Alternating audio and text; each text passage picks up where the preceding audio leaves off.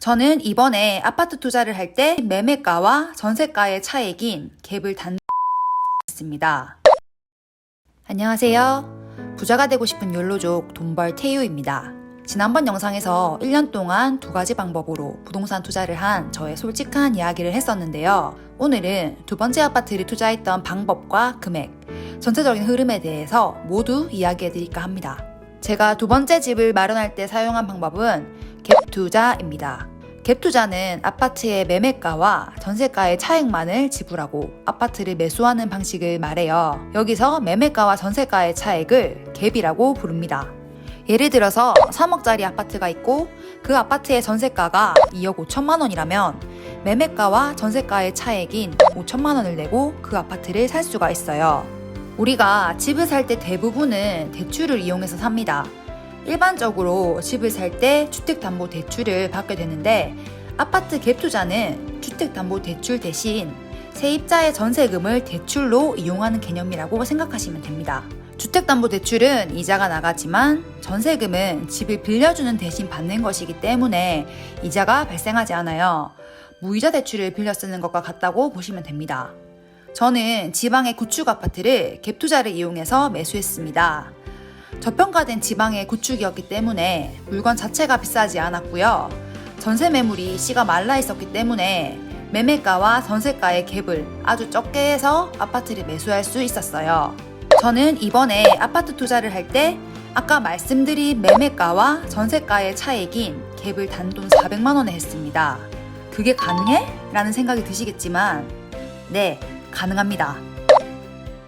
물론 갭이 적다고 해서 좋은 투자를 한 것은 아니에요. 그치만 이렇게 소액으로도 돈이 거의 없어도 아파트를 살 수 있다는 의미는 됩니다. 제가 갭을 400만 원에 해서 딱 400만 원의 투자금만 쓴 것은 아닙니다. 제가 투자한 아파트는 구축 아파트였기 때문에 리모델링 비용도 필요했고요. 그 외에 세금, 법무사 비용, 부동산 중개 수수료까지 합쳐가지고 총 들어간 투자금은 1,800만 원 정도입니다. 자세하게 금액을 한번 살펴보자면 저의 아파트 매수가와 전세가의 갭이 400만 원, 그리고 인테리어에 들어간 비용이 1,039만 원 정도, 중개 수수료가 126만 원 정도, 세금 및 법무사 비용이 236만 원 정도로 총 1,800만 원 정도가 들어갔어요. 사회초년생들이 흔히 내 집 마련을 포기하는 이유는 너무 큰 돈이 들어갈 것 같아서입니다. 내 월급은 200만 원, 300만 원인데 도대체 언제 돈을 모아서 집을 사라는 생각이 들어서예요. 그렇지만 1,800만 원 정도의 액수는 사회초년생이라도 1년, 2년 정도 모으면 충분히 모을 수 있는 금액이라고 생각합니다. 만약에 난 그 시간도 아깝다 하시는 분들은 추가적인 대출을 내시는 방법도 있습니다. 저도 실제로 두 번째 아파트 투자금 1,800만 원 중에 처음에는 돈이 없어서 1,000만 원 정도는 신용대출로 떼왔었어요. 지금은 제가 보유하고 있던 주식을 일부 매도해서 상당 부분 갚은 상태이지만 사실 굳이 급하게 갚으실 필요도 없습니다. 저는 1,000만 원을 신용대출 연금리 3.8%로 이용했고요. 거의 다 갚았지만 만약 갚지 않았다고 해도 한 달에 제가 부담해야 하는 이자는 3만 원을 조금 넘는 금액입니다. 그냥 치킨 한 마리랑 커피 두 잔 안 사 먹으면 돼요. 더 갭이 큰 좋은 물건을 사고 싶어서 5천만 원의 신용대출이 냈다고 가정을 해도 월 15만 8천 원의 이자가 나와요. 그냥 소액 적금이다 라고 생각하고 내면 그 이자보다 내가 투자한 부동산이 더 큰 돈을 벌어다 줄 거라고 생각했기 때문에 이런 실행이 가능했습니다.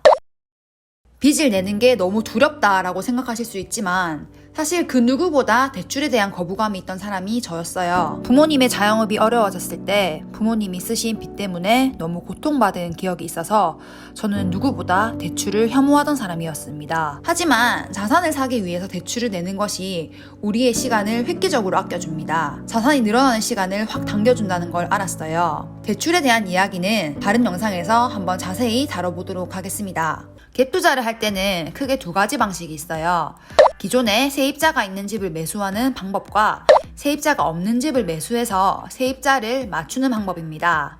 각각 장단점이 있는데요. 첫 번째 방법은 세입자가 이미 맞춰져 있기 때문에 세입자를 구해야 하는 쫄림이 없다는 장점이 있지만 대신 투자금이 많이 들어가는 게 일반적입니다. 특히 최근 시세가 상승하고 있는 아파트에 투자를 했다면 더욱 매매가와 전세가의 갭이 벌어져서 내가 넣어야 하는 투자금이 높아지는 거예요. 두 번째 방법은 내가 원하는 금액대로 전세입자를 맞춰서 적은 갭으로 할 수 있다는 장점이 있지만 세입자를 맞추는 단계가 들어가기 때문에 꽤나 번거롭습니다. 혹시 세입자가 안 맞춰질까봐 좀 많이 쫄리기도 해요.